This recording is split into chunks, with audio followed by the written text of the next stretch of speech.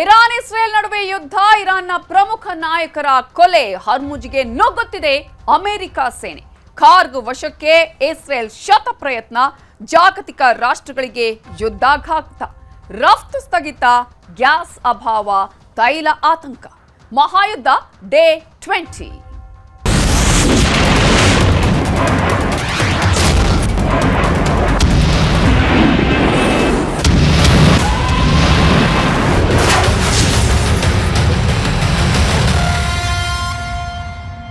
ತೈಲ ಘಟಕಗಳನ್ನು ಗುರಿಯಾಗಿಸಿ ಇರಾನ್ ಡ್ರೋನ್ ದಾಳಿಯನ್ನ ಮಾಡಿದ್ದು, ಅರಾಮ್ಕೋ ಬಳಿಕ ಸಮ್ರೈಫ್ ತೈಲ ಘಟಕದ ಮೇಲೆ ದಾಳಿಯನ್ನ ಮಾಡಲಾಗಿದೆ.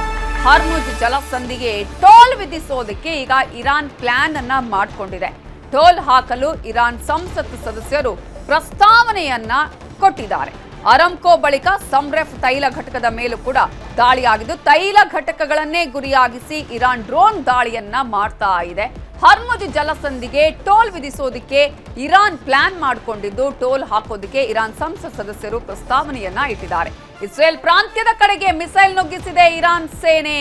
ಈಗಾಗಲೇ ಇರಾನ್, ಇಸ್ರೇಲ್, ಅಮೆರಿಕ ನಡುವಿನ ಕದನ ವಿರಾಮ ಆಗುವ ಹಾಗೆ ಕಾಣಿಸ್ತಾ ಇಲ್ಲ. ಕದನ ವಿರಾಮದ ಮಾತು ಬಹಳ ದೂರನೇ ಉಳಿದು ಹೋಗಿದೆ. ಕಾರಣ, ದಿನದಿಂದ ದಿನಕ್ಕೆ ಈಗಾಗಲೇ ಯುದ್ಧದ ಪರಿಣಾಮಗಳನ್ನ ಸಾಕಷ್ಟು ಎದುರಿಸ್ತಾ ಇದೆ ಇರಾನ್ ಆಗಿರ್ಬೋದು, ಇಸ್ರೇಲ್ ಆಗಿರ್ಬೋದು. ಇಂತಹ ಸಂದರ್ಭದಲ್ಲಿ ಈಗಾಗಲೇ ಹರ್ಮುಜ್ ಜಲಸಂಧಿ ಇದೆಯಲ್ಲ, ಇದುವೇ ಎಲ್ಲಾ ದೇಶಗಳಿಗೂ ಕೂಡ ಆತಂಕಕ್ಕೆ ಕಾರಣ ಆಗಿರೋದು. ಕಾರಣ, ಇದರಿಂದಾನೇ ತೈಲಗಳು ಬರಬೇಕಾಗತ್ತೆ, ಇಲ್ಲಿಂದನೇ ಈ ಒಂದು ಮಾರ್ಗದಿಂದನೇ ಹಡಗುಗಳು ಬರಬೇಕಾಗತ್ತೆ. ಇಂತಹ ಸಂದರ್ಭದಲ್ಲಿ ಈ ಒಂದು ಯುದ್ಧದ ಪರಿಣಾಮ ಬೇರೆ ದೇಶಗಳ ಮೇಲೂ ಆಗ್ತಾ ಇದೆ. ಇದೀಗ ಇರಾನ್ ಪ್ರಮುಖವಾಗಿ ನಾವು ಗಮನಿಸಬೇಕಾಗಿರುವಂಥದ್ದು ತೈಲ ಘಟಕಗಳನ್ನೇ ಗುರಿಯಾಗಿಸಿ ಟಾರ್ಗೆಟ್ ಮಾಡಿಕೊಂಡು ದಾಳಿಯನ್ನ ಮಾಡ್ತಾ ಇದೆ. ಮತ್ತೊಂದು ಕಡೆ ಈಗಾಗಲೇ ಈ ಒಂದು ಹರ್ಮುಜ್ ಜಲಸಂಧಿಯನ್ನ ಕಂಟ್ರೋಲ್ ತಗೊಳ್ಳೋದಕ್ಕೆ ಅಮೆರಿಕ ಪ್ರಯತ್ನ ಪಡ್ತಾ ಇದೆಯಲ್ಲ, ಭಾಗಶಃ ಕಂಟ್ರೋಲ್ಗೆ ತೆಗೆದುಕೊಂಡಿದೆಯಲ್ಲ. ಈ ಹಿನ್ನೆಲೆಗೆ ಸಂಬಂಧಪಟ್ಟ ಹಾಗೆ ಜಲಸಂಧಿಗೆ ಟೋಲ್ ವಿಧಿಸೋದಕ್ಕೂ ಕೂಡ ಇರಾನ್ ಈಗ ಪ್ಲಾನ್ ಅನ್ನ ಮಾಡಿಕೊಂಡಿದೆ. ನಮ್ಮ ಅನುಮತಿ ಇಲ್ಲದೆ, ನಾವು ಕೊಡುವಂತಹ ಸೂಚನೆ ಇಲ್ಲದೆ ಯಾರು ಕೂಡ ಇಲ್ಲಿಂದ ಹೋಗೋದಕ್ಕೆ ಸಾಧ್ಯ ಇಲ್ಲ. ಯಾವ ಹಡಗುಗಳು ಬರುತ್ತೆ ಹೋಗುತ್ತೆ ಅನ್ನೋದು ನಮಗೆ ಒಂದು ಗೊತ್ತಾಗಬೇಕು, ಅಥವಾ ನಾವು ನಿರ್ಧಾರ ಮಾಡ್ತೀವಿ ಅನ್ನುವಂತಹ ವಿಚಾರವನ್ನ ಇರಾನ್ ಈಗ ತೆಗೆದುಕೊಂಡಿರುವಂಥದ್ದು. ಹಾಗಾಗಿ ಟೋಲ್ ಹಾಕಲು ಕೂಡ ಇರಾನ್ ಸಂಸತ್ ಸದಸ್ಯರು ಪ್ರಸ್ತಾವನೆಯನ್ನ ಇಟ್ಟಿದ್ದಾರೆ. ಇದೇ ವಿಚಾರಕ್ಕೆ ಸಂಬಂಧಪಟ್ಟ ಹಾಗೆ ಇನ್ನಷ್ಟು ಡೀಟೇಲ್ಸ್ ಅನ್ನ ಕೊಡೋದಕ್ಕೆ ನಮ್ಮ ನ್ಯೂಸ್ ಎಡಿಟರ್ ಆಗಿರುವಂತಹ ರಾಘವೇಂದ್ರ ಗುಡಿ ನೇರ ಸಂಪರ್ಕದಲ್ಲಿ ಜಾಯ್ನ್ ಆಗಿದ್ದಾರೆ. ರಾಘವೇಂದ್ರ ಗುಡಿ, ಈಗಾಗಲೇ 20ನೇ ದಿನದಲ್ಲೂ ಕೂಡ ಯುದ್ಧ ಇನ್ನೂ ಕಂಟಿನ್ಯೂ ಆಗ್ತಾ ಇದೆ. ಕದನ ವಿರಾಮದ ಮಾತೇ ಕಾಣಿಸ್ತಾ ಇಲ್ಲ. ಇಂತಹ ಸಂದರ್ಭದಲ್ಲಿ ಇದೀಗ ಇಸ್ರೇಲ್ನ ಮೇಲೆ ಯಾವ ರೀತಿಯಾಗಿ ಇರಾನ್ ಅಟ್ಯಾಕ್ ಅನ್ನ ಮಾಡಿದೆ, ಮತ್ತೊಂದು ಕಡೆ ಇರಾನ್ ಯಾವ ರೀತಿಯಾಗಿ ಹರ್ಮುಜ್ ಜಲಸಂಧಿಗೆ ಸಂಬಂಧಪಟ್ಟ ಹಾಗೆ ತೀರ್ಮಾನವನ್ನ ಕೈಗೊಳ್ತಾ ಇದೆ. ನವಿತಾ, ಈ 20ನೇ ದಿನದ ಯುದ್ಧದಲ್ಲೂ ಕೂಡ ಮುಂದುವರಿತಾ ಇರುವಂಥದ್ದು ನೇರವಾಗಿ ಅಮೆರಿಕದ ಮೇಲೆ ಅಲ್ಲದೆ ಇದ್ರು ಅಮೆರಿಕದ ಸ್ನೇಹ ರಾಷ್ಟ್ರಗಳು ಜೊತೆಗೆ ಅದು ಅವರ ಒಂದು ಅಸೆಟ್ಸ್ಗಳೇನಿದ್ದಾವೆ, ಅಂದರೆ ಈಗ ಅಮೆರಿಕದ ಇರ್ತಕ್ಕಂಥ ನೇವಿ ಇರ್ಬೋದು, ಅಥವಾ ನೌಕಾನೆಲೆ ಇರ್ಬೋದು, ಆರ್ಮಿ ನೆಲೆ ಇರ್ಬೋದು, ಅಥವಾ ಅವರ ಒಂದು ಈ ವಾಯುನೆಲೆ ಇರ್ಬೋದು, ಅವುಗಳನ್ನು ಟಾರ್ಗೆಟ್ ಮಾಡೋದ್ರ ಜೊತೆಗೆ ಈ ತೈಲ ಬಾವಿಗಳನ್ನು ಹಾಗೂ ತೈಲ ಘಟಕಗಳನ್ನು ಕೂಡ ಇರಾನ್ ಈಗ ಟಾರ್ಗೆಟನ್ನು ಮಾಡ್ತಾ ಇರುವಂಥದ್ದು. ನೋಡಿ, ನೀವೀಗ ಹರ್ಮುಜ್ ಜಲಸಂಧಿ ಬಗ್ಗೆ ನಾವೆಲ್ಲರೂ ಮಾತನಾಡ್ತಾ ಇದ್ದೀವಿ. ಯಾಕೆ ಅದು ಅಷ್ಟು ಮಹತ್ವವನ್ನು ಪಡೆದುಕೊಳ್ಳುತ್ತೆ? ಈಗ ಒಂದು ಕಡೆಯಿಂದ ದಾಳಿ ನಡೀತಾನೆ ಇದೆ, ಮತ್ತೊಂದು ಕಡೆಯಿಂದ ನೋಡ್ತಾ ಇದ್ರೆ ಹರ್ಮುಜ್ ಜಲಸಂಧಿ ವಿಚಾರ ಪ್ರತಿದಿನ ಚರ್ಚೆಗೆ ಬರ್ತಾ ಇರುವಂಥದ್ದು. ಯಾಕೆ ಅದು ಅಷ್ಟು ಮಹತ್ವವನ್ನು ಪಡೆದುಕೊಳ್ಳುತ್ತೆ ಅಂತ ನೋಡೋದಾದ್ರೆ ನವಿತಾ, ಪ್ರಮುಖವಾಗಿ ನಾವು ಅದರ ಒಂದು ಡಾಟಾಗಳನ್ನು ನೋಡ್ತಾ ಇದ್ರೆ ವಿಶ್ವದ 70% ತೈಲ ರಫ್ತು ಏನಾಗುತ್ತೆ, ಅಥವಾ ತೈಲ ರಫ್ತು ಆಗೋದು ಅಲ್ಲಿಂದ ಮತ್ತೆ ಆಮದಾಗುವಂಥ ದೇಶಗಳೇನಿದ್ದಾವೆ ಈ ಜಲಸಂಧಿ ಮೂಲಕವಾಗಿ ಅದರ ಲಾಭವನ್ನು ಪಡೆದುಕೊಳ್ಳುವಂಥದ್ದು. ಹಾಗಿದ್ರೆ ಈ ಜಲಸಂಧಿ ಅಂತ ಬಂದಾಗ ಅದೇನಾದ್ರು ಚಿಕ್ಕದಿದೆಯಾ, ದೊಡ್ಡದಿದೆಯಾ, ಹೇಗೆ ಇರಾನ್ ಅದನ್ನು ನಿಯಂತ್ರಣ ಮಾಡಬಹುದು ಅನ್ನುವಂಥ ಸಹಜವಾದಂಥ ಪ್ರಶ್ನೆಗಳು ಕೂಡ ಬರ್ತವೆ. ಈ ಜಲಸಂಧಿ ಎಷ್ಟು ಉದ್ದ ಇದೆ ಅಂತ ಗಮನಿಸಿದರೆ, ಜಲಸಂಧಿಯ ಉದ್ದವನ್ನು ನೋಡಿದರೆ ಸುಮಾರು 197 ಕಿಲೋಮೀಟರ್ನಷ್ಟು ಉದ್ದದ ಪ್ರದೇಶ ಈ ಜಲಸಂಧಿಯ ಮೂಲಕ ಬರುವಂಥದ್ದು.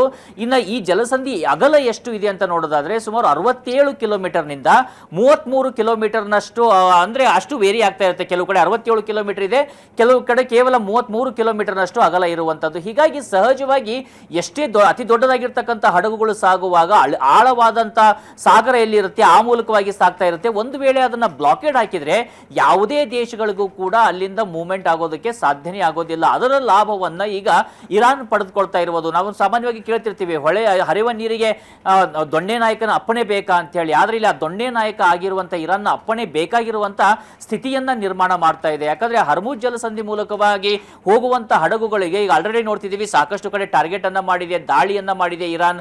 ಆ ಇರಾನ್ ಅಲ್ಲಿ ಎಷ್ಟು ಗಟ್ಟಿಯಾಗಿ ನೆಲೆಯೂರಿದೆ ಅಂತ ನೋಡೋದಾದ್ರೆ ಕೇವಲ ಇರಾನ್ನ ನೌಕಾಸೇನೆ ಮಾತ್ರ ಅಲ್ಲ, ನೌಕಾಸೇನೆಯ ಅಧಿಕಾರಿಗಳು ಇದ್ದಾರೋ ಇಲ್ಲವೋ ಅವರು ಅಳವಡಿಸಿರ್ತಕ್ಕಂಥ ಈಗ ಸಿ ಮೈನ್ಸ್ ಗಳಿದಾವೆ, ಆಲ್ರೆಡಿ ಅವೆಲ್ಲ ಆಕ್ಟಿವ್ ಆಗಿದ್ದಾವೆ, ಟಾರ್ಪಿಡೋಗಳು ಆಕ್ಟಿವ್ ಆಗಿರುವಂತದ್ದು. ಹೀಗಾಗಿ ಯಾರು ಕೂಡ ಧೈರ್ಯ ಮಾಡೋದಕ್ಕೆ ಸಾಧ್ಯ ಆಗ್ತಾ ಇಲ್ಲ. ನಾವು ನೋಡಿ ಗಮನಿಸ್ತಾ ಇದ್ದೀವಿ, ಡೊನಾಲ್ಡ್ ಟ್ರಂಪ್ ಪದೇ ಪದೇ ಹೇಳ್ತಿದ್ದಾರೆ, ಹರ್ಮುಜ್ ಜಲಸಂಧಿಗೆ ನಾವು ಇಷ್ಟೇ ಹೋಗ್ತೀವಿ, ನಮ್ಮ ಸೇನೆಯನ್ನ ಕಳಿಸ್ತೀವಿ, ನಮ್ಮ ಮರೈನ್ಸ್ಗಳು ನಮ್ಮ ಕಮಾಂಡೋಗಳು ಹೋಗಿ ಅದನ್ನ ಖಾಲಿ ಮಾಡ್ತಾರೆ, ಅಲ್ಲಿ ಯಾರು ಕೂಡ ಸರಾಗವಾಗಿ ಒಂದು ಸಾಗಬಹುದು, ಆ ರೀತಿಯಾಗಿರ್ತಕ್ಕಂಥ ವಾತಾವರಣ ನಿರ್ಮಾಣ ಮಾಡ್ತಾರೆ ಅಂತೇಳಿ ನಿರಂತರವಾಗಿ ಟ್ರಂಪ್ ಹೇಳ್ತಾ ಇದ್ರು. ಯಾಕೆ ಸಾಧ್ಯ ಆಗ್ತಾ ಇಲ್ಲ ಅಂದ್ರೆ ಇದೇ ಕಾರಣ. ಮುಖ್ಯವಾಗಿ ಅಲ್ಲಿ ಮೋಸ್ಟ್ ಪವರ್ಫುಲ್ ಆಗಿರತಕ್ಕಂಥ ಒಂದು ಪ್ಲೇಸ್ ನಲ್ಲಿ ಈಗ ಇರಾನ್ ಇರುವಂತದ್ದು. ಇರಾನ್ಗೆ ಈಗ ಇರುವಂತ ಅವರ ಪರಿಸ್ಥಿತಿಯನ್ನ ಗಮನಿಸ್ತಾ ಬರೋಣ. ಕಳೆದ 20 ದಿನಗಳಲ್ಲಿ ಸರಿಸುಮಾರಾಗಿ 4 ರಿಂದ 5 ಸಾವಿರ ಟಾರ್ಗೆಟ್ ಗಳನ್ನ ಹಿಟ್ ಮಾಡಿದೆ ಅಮೆರಿಕ ಮತ್ತು ಇಸ್ರೇಲಿ ಸೇನೆಗಳು. ಸಾವಿರಾರು ಟನ್ ಅಷ್ಟು ಬಾಂಬ್ಗಳನ್ನ ಅಲ್ಲಿ ಹಾಕಲಾಗಿದೆ, ಮಿಸೈಲ್ ಗಳನ್ನ ಅಲ್ಲಿ ಹಾಕಲಾಗಿದೆ. ಕೇವಲ ಖಮೇನಿ ಮಾತ್ರ ಅಲ್ಲ, ಸಾವಿರಾರು ಜನ ಸಾವನ್ನಪ್ಪಿದ್ದಾರೆ. ಅವರ ಸಂಪೂರ್ಣವಾಗಿ ಆರ್ಥಿಕ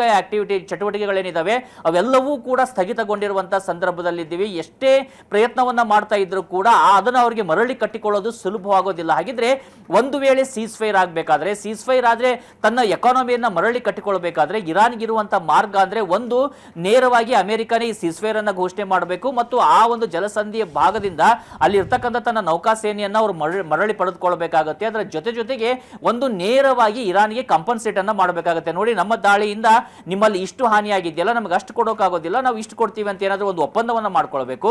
ಇಲ್ಲದಿದ್ರೆ ಈಗ ಇರಾನ್ ಕೂಡ ಅವರಿಗೆ ಇರುವಂತಹ ಒಂದಿಷ್ಟು ಆಪ್ಷನ್ಸ್ ಗಳನ್ನ ನೋಡ್ತಾ ಇದ್ರೆ ಪ್ರತಿ ಹಡಗುಗಳಿಗೂ ಕೂಡ ಅಲ್ಲಿಂದ ತೆರಳುವಂತ ತೈಲದ ಹಡಗುಗಳು ಇರಬಹುದು ಅಥವಾ ಸರಕು ಸರಂಜನೆಯ ಹಡಗುಗಳಿರ್ಬೋದು, ಅವುಗಳಿಗೆ ಇಂತಿಷ್ಟು ಅಂತೇಳಿ ಏನಾದರೂ ಟಾರಿಫ್ ಅನ್ನ ಅವರು ಅಥವಾ ಒಂದು ಟೋಲ್ ಅನ್ನ ಫಿಕ್ಸ್ ಮಾಡ್ತಾ ಹೋದ್ರೆ ಅದರಿಂದನೂ ಕೂಡ ಅವರಿಗೆ ಆರ್ಥಿಕವಾಗಿ ಆದಾಯ ಬರುವಂತ ಸಾಧ್ಯತೆಗಳಿದ್ದಾವೆ. ಆದ್ರೆ ಇವೆಲ್ಲವೂ ಸಾಧ್ಯ ಆಗೋದು ಕೇವಲ ಶಾಂತಿ ಮೂಡಿದ್ರೆ ಮಾತ್ರ ಆಗಿದೆ. ಆ ಶಾಂತಿ ಮೂಡುತ್ತಾ ಅನ್ನುವಂತ ಪ್ರಶ್ನೆನೇ ಇವತ್ತಿರುವಂತದ್ದು.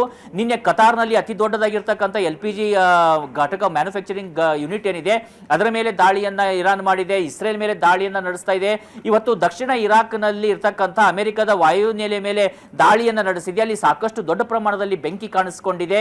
ಮತ್ತೊಂದು ಕಡೆಯಿಂದ ಇರಾನ್ ಮೇಲೂ ಕೂಡ ಅಷ್ಟೇ ದಾಳಿಯನ್ನ ನಡೆಸಲಾಗ್ತಾ ಇದೆ. ಅವರ ಒಂದು ಗುಪ್ತಚರ ಇಲಾಖೆಯ ಮುಖ್ಯಸ್ಥರನ್ನ ಹೊಡೆದುರುಳಿಸಲಾಗಿದೆ. ಖಮೇನಿಯ ಕಮಾಂಡರ್ಸ್, ಖಮೇನಿಯ ಪುತ್ರ ಜೂನಿಯರ್ ಖಮೇನಿ ಎಲ್ಲರನ್ನೂ ಕೂಡ ಹೊಡೆದಾಕುವಂತ ಪ್ರಯತ್ನವನ್ನ ಅಮೆರಿಕ ಮತ್ತು ಇಸ್ರೇಲ್ ಮಾಡ್ತಾ ಇದ್ದಾವೆ. ಆದ್ರೆ ಇವೆಲ್ಲದರ ಮಧ್ಯದಲ್ಲೂ ಕೂಡ ಈಗ ಪ್ರಮುಖವಾಗಿ ಚಿಂತೆಗೆ ಕಾರಣ ಆಗಿರುವಂತದ್ದು ತೈಲ ಘಟಕಗಳು, ಈ LPG ರೀತಿಯಾಗಿರ್ತಕ್ಕಂಥ ಮ್ಯಾನುಫ್ಯಾಕ್ಚರಿಂಗ್ ಯೂನಿಟ್ಗಳು, CNG ಮ್ಯಾನುಫ್ಯಾಕ್ಚರಿಂಗ್ ಯೂನಿಟ್ಗಳು, ಇವುಗಳು ಟಾರ್ಗೆಟ್ ಆಗ್ತಾ ಇರೋದು ಅತ್ಯಂತ ಕಸಿವಿಸಿಗೆ ಕಾರಣ ಆಗಿರುವಂತದ್ದು. ಅದೇ ಕಾರಣದಿಂದಾಗಿ ಡೊನಾಲ್ಡ್ ಟ್ರಂಪ್ ಕೂಡ ಇವತ್ತು ತನ್ನ ಪೋಸ್ಟ್ ನಲ್ಲಿ, ಅಧಿಕೃತ ಖಾತೆ ತನ್ನ ವಿಶ್ ಪೋಸ್ಟ್ ನಲ್ಲಿ ಒಂದು ಪೋಸ್ಟ್ ಅನ್ನ ಹಾಕಿದ್ದಾರೆ. ಆ ಪೋಸ್ಟ್ ನಲ್ಲಿ ಸ್ಪಷ್ಟವಾಗಿ ಅವರು ಹೇಳಿರುವಂತದ್ದು, ಇರಾನ್ ಮೇಲೆ ಇದ್ದಂತ ಇರಾನ್ನ ಗ್ಯಾಸ್ ಘಟಕದ ಮೇಲೆ ಏನಿದೆ ದಾಳಿ ಮಾಡಿರುವಂತದ್ದನ್ನ ನಾವು ಒಪ್ಪೋದಕ್ಕೆ ಸಾಧ್ಯ ಇಲ್ಲ. ನಮಗೆ ಹೇಳದೇನೆ ತನಗೆ ಮಧ್ಯಪ್ರಾಚ್ಯದಲ್ಲಿ ಆಗ್ತಾ ಇರುವಂತ ಇರಾನ್ ದಾಳಿಗೆ ಸಿಟ್ಟಿಗೆದ್ದಂತ ಇಸ್ರೇಲ್ ದಾಳಿಯನ್ನ ಮಾಡಿದೆ, ಅದನ್ನ ನಾವು ಒಪ್ಪೋದಕ್ಕೆ ಸಾಧ್ಯ ಇಲ್ಲ. ಈಗಲೂ ಕೂಡ ಕತಾರ್ ಮೇಲೆ ಇರಾನ್ ದಾಳಿಯನ್ನ ಮಾಡಿದೆ, ಆದ್ರೆ ಕತಾರ್ ಇದರಲ್ಲಿ ನಿರಪರಾಧಿಯಾಗಿದೆ, ಅವರಿಗೆ ಗೊತ್ತೇ ಇರಲಿಲ್ಲ ಇಲ್ಲಿ ಏನಾಗ್ತಾ ಇದೆ ಅಂತ ಹೇಳಿ. ಹೀಗಾಗಿ ಎರಡೂ ದೇಶಗಳು, ಇಸ್ರೇಲ್ ಮತ್ತು ಇರಾನ್ ಎರಡೂ ದೇಶಗಳು ನಾಗರಿಕರ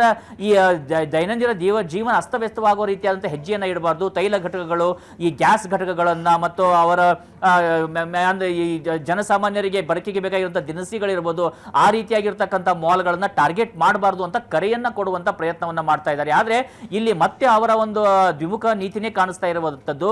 ಆ ದಾಳಿ ಆದ ತಕ್ಷಣವೇ ಖಂಡಿಸಿದ್ರೆ ಬಹುತೇಕವಾಗಿ ಇರಾನ್ಗೂ ಕೂಡ ಒಂದು ರೀತಿಯಿಂದ ಅಮೆರಿಕ ಈ ವಿಚಾರದಲ್ಲಾದ್ರೂ ನಿಷ್ಪಕ್ಷಪಾತವಾಗಿದೆ ಅಂತ ಅನಿಸ್ತಾ ಇತ್ತು. ಆ ರೀತಿಯಾಗಿ ಮಾಡಲಿಲ್ಲ. 160 ಜನ ಅಲ್ಲಿ ಶಾಲಾ ಬಾಲಕಿಯರನ್ನ ಹತ್ಯೆ ಮಾಡಿದಾಗಲೂ ಅಮೆರಿಕ ಮಾತನಾಡಲಿಲ್ಲ. ಈಗ ಕತಾರ್ ಮೇಲೆ ದಾಳಿ ನಡೀತಾ ಇದ್ದಾಗೇನೆ ಅಮೆರಿಕ ಮಾತನಾಡಿರುವಂತದ್ದು. ಇಡೀ ಅಮೆರಿಕ ಮತ್ತು ಅವರ ಫೋರ್ಸ್ ಏನಿದೆ ಅಥವಾ ಅವರ ಒಂದು ಜೊತೆಗಿರ್ತಕ್ಕಂಥ ಜೊತೆಗಾರರೇನಿದ್ದಾರೆ ಎಲ್ಲರೂ ಬ್ಯಾಕ್ ಫುಟ್ ನಲ್ಲಿ ಇರೋದು ಸ್ಪಷ್ಟವಾಗಿ ಗೋಚರವಾಗ್ತಾ ಇದೆ. ಈಗಲಾದರೂ ಕೂಡ ಡೊನಾಲ್ಡ್ ಟ್ರಂಪ್ ಮೇಲೆ ಎಲ್ಲರೂ ಒತ್ತಡವನ್ನ ಹೇರಿ ಸೀಸ್ ಫೈರ್ ಅನ್ನು ಅಮೆರಿಕ ಘೋಷಣೆ ಮಾಡದೇ ಇದ್ದಂತ ಪಕ್ಷದಲ್ಲಿ ಮುಂಬರುವಂತಹ ದಿನಗಳಲ್ಲಿ ಪ್ರತಿ ಬ್ಯಾರೆಲ್ ತೈಲಕ್ಕೆ $300 ಕ್ರಾಸ್ ಆಗುವಂತ ಎಲ್ಲ ಸಾಧ್ಯತೆಗಳು ಇದಾವೆ. LPG ಸಿಗೋದು ಕೂಡ ಕಷ್ಟ ಆಗುತ್ತೆ, CNG ಲಭ್ಯವಾಗೋದು ಕಷ್ಟ ಆಗುತ್ತೆ. ವಿಶ್ವದ ಬಹುತೇಕ ಆರ್ಥಿಕ ಶಕ್ತಿಗೆ ಕುಂದುವುದರ ಜೊತೆಗೆ ಈ ಬಡ ಮತ್ತು ಮಧ್ಯಮ ವರ್ಗದವರ ಬದುಕು ಕೂಡ ದುಸ್ತರವಾಗ್ತಾ ಹೋಗುತ್ತೆ. ಅದರ ಬಗ್ಗೆ ಇನ್ನಷ್ಟು ಮಾಹಿತಿನ ಪಡ್ಕೊಳ್ತೀನಿ ಕೂಡಿ ನಿಮ್ಮಿಂದ. ಇನ್ನು ಇರಾನ್ ಯುದ್ಧದಿಂದ ಗಲ್ಫ್ ರಾಷ್ಟ್ರಗಳಲ್ಲಿ ಸಂಕಷ್ಟ, ಗಲ್ಫ್ ರಾಷ್ಟ್ರಗಳ ನೆರವಿಗೆ ಧಾವಿಸಿದೆ ಈಗ ಭಾರತ ಸರ್ಕಾರ. 497 ಕೋಟಿಯ ಅಗತ್ಯ ವಸ್ತುಗಳ ಪೂರೈಕೆಗೆ ನಿರ್ಧಾರವನ್ನ ಭಾರತ ಮಾಡಿದೆ. ಇರಾನ್ ಯುದ್ಧದಿಂದ ಗಲ್ಫ್ ರಾಷ್ಟ್ರಗಳಲ್ಲಿ ಈಗ ದಿನದಿಂದ ದಿನಕ್ಕೆ ಸಂಕಷ್ಟ ಜಾಸ್ತಿ ಆಗ್ತಾ ಇದೆ. ಗಲ್ಫ್ ರಾಷ್ಟ್ರಗಳ ನೆರವಿಗೆ ಈ ಸಂದರ್ಭದಲ್ಲಿ ಧಾವಿಸಿದೆ ಭಾರತ ಸರ್ಕಾರ. 497 ಕೋಟಿ ಅಗತ್ಯ ವಸ್ತುಗಳ ಪೂರೈಕೆಗೆ ಭಾರತ ಸರ್ಕಾರ ನಿರ್ಧಾರ ಮಾಡಿದೆ. ಇಲ್ಲಿ ಗಲ್ಫ್ ರಾಷ್ಟ್ರಗಳ ರಫ್ತುದಾರರನ್ನ ಗುರಿಯಾಗಿಸಿ ಅವರಿಗೆ ನೆರವನ್ನ ನೀಡೋದಕ್ಕೆ ಭಾರತ ಇದೀಗ ತೀರ್ಮಾನ ಕೈಗೊಂಡಿದ್ದು, ಬಂದರುಗಳ ರಫ್ತುದಾರರಿಗೆ ಭಾರತ ರಿಲೀಫ್ ಪ್ಯಾಕೇಜ್ ಅನ್ನ ಘೋಷಣೆ ಮಾಡಿದೆ. ರಫ್ತುದಾರರನ್ನೇ ಗುರಿಯಾಗಿಸಿಕೊಂಡು ಭಾರತ ರಿಲೀಫ್ ಪ್ಯಾಕೇಜ್ ಅನ್ನ ಈಗ ಘೋಷಣೆ ಮಾಡಿದ್ದು, ಗಲ್ಫ್ ರಾಷ್ಟ್ರಗಳಿಗೆ ಭಾರತ ನೆರವಿನ ಹಸ್ತವನ್ನ ಚಾಚಿದೆ. ಈಗಾಗಲೇ ಯುದ್ಧದ ಸಂಕಷ್ಟ ಗಲ್ಫ್ ರಾಷ್ಟ್ರಗಳ ಮೇಲೆ ದೊಡ್ಡ ಮಟ್ಟದ ಪರಿಣಾಮವನ್ನ ಬೀರಿದೆ. 20ನೇ ದಿನ ಆದರೂ ಕೂಡ ಈ ನಿಲ್ಲುವ ಲಕ್ಷಣಗಳಂತೂ ಕಾಣಿಸ್ತಾ ಇಲ್ಲ. ಯುದ್ಧ ಪ್ರತಿ ದಿನ ಕೂಡ ಈಗಾಗಲೇ ಅದರ ಪರಿಣಾಮಗಳು ಜಾಸ್ತಿ ಆಗ್ತಾ ಇದೆ. ಆ ದೇಶಗಳಿಗೆ ಮಾತ್ರ ಅಲ್ಲ, ಇತರೆ ದೇಶಗಳಿಗೂ ದೊಡ್ಡ ಮಟ್ಟದಲ್ಲಿ ಈ ಒಂದು ಪರಿಣಾಮ ಜಾಸ್ತಿ ಆಗ್ತಿದೆ.